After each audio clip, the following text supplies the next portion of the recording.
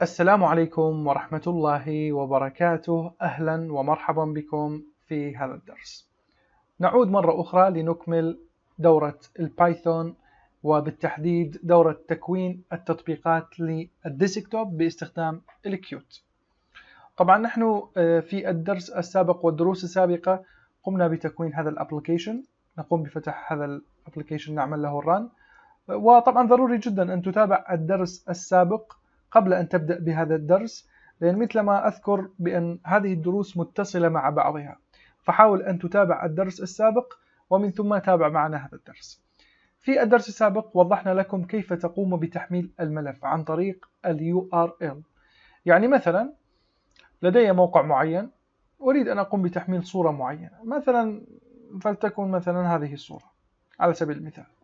لاحظ في البداية أقوم بأخذ اللينك الرابط لهذه الصورة URL، مثلا كوبي، أعود إلى الابليكيشن، أضعه بيست هنا، وهنا يقول لي أين تريد أن تقوم بتخزين الملف. أنا أقول أريد أن أقوم بتخزينه في partition D for example، وأعطي اسم لهذه الصورة مثلا first dot، أصيغ له PNG.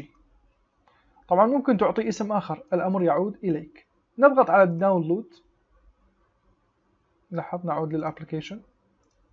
الآن المفروض عندما نذهب إلى partition D، الآن لو تركز معي وجدنا فايل اسمه first. لو قمنا بفتحه دبل كليك نجد بأن هذه صورة قد تم تحميلها من الموقع عن طريق ال URL.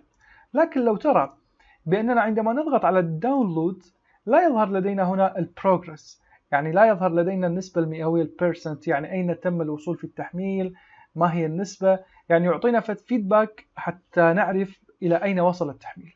فكيف نقوم بتفعيل هذه الخاصية في داخل تطبيقنا الخاص؟ الآن لو ترى في function download نقول له URL lab request URL retrieve، ومن ثم نمرر البارامتر الأول هو ال URL الذي نقوم بإدخاله هنا، والبارامتر الثاني مكان التخزين الذي نقوم بإدخاله هنا. هنا سوف نقوم بكتابة إيش؟ سوف نقوم بكتابة self.report. هذا الريبورت سيكون عبارة عن function. أأتي وأكون هذا الفانكشن، طبعا أكتب definition وهنا أكتب report. طبعا ممكن تعطي اسم آخر، الأمر يعود إليك. الآن سأضع في داخل الريبورت 3 parameters. البارامتر الأول أعطي اسم مثلا block number، ممكن تعطي اسم آخر، الأمر يعود إليك. والبارامتر الثاني نعطي اسم block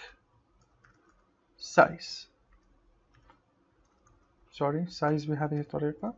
والبارامتر الثالث هو total size. مثل ما ترى 3 parameters في داخل هذا الفانكشن. أأتي في داخل الفانكشن ماذا أفعل؟ أريد أن أحصل النسبة المئوية، يعني عن طريق البلوك نمبر، يعني هذا الملف ما هو كم بلوك سيحتوي، وما هو حجم هذا البلوك، وفي الأخير أحصل النتيجة التوتال. كيف أقوم بهذه العملية؟ طبعا عملية رياضية بسيطة. أأتي بكل بساطة أكتب هنا result، طبعا ممكن تعطي اسم آخر، لكن أنا أكتب result وأنت تعطي اسم آخر، الأمر يعود إليك. هنا أكتب block number مضروبا ببلوك size، ومن ثم أضع condition بسيط. هنا أكتب total size إذا كان أكبر من 0، بمعنى ما زال هنالك الملف لم يكتمل تحميله من الإنترنت. فأتي أكون هنا percent متغير، أعطي اسم percent، وهنا أضع result في 100% مقسوما على إيش؟ مقسوما على total size. بعد ذلك آتي بكل بساطة أكتب self. طبعا يجب أن يكون البروجرس على مستوى الكلاس، يعني الآن هذا البروجرس، هذا متغير progress على مستوى هذه دالة الكونستراكتور. فأنا أريد أن أجعل هذا البروجرس، هذا المتغير على مستوى الكلاس، يعني يكون متغير عائد للكلاس ليس عائد للدالة. فأضع هنا self. طبعا هذه الأمور مثل ما أذكر تحدثنا عنها بشكل مفصل في دورة البايثون، أساسيات البايثون في القناة بهذه الطريقة. أيضا هنا أضع self، طبعا هنا أضع نقطتان بهذه الطريقة. هنا أكتب self progress set value، هنا أضع %.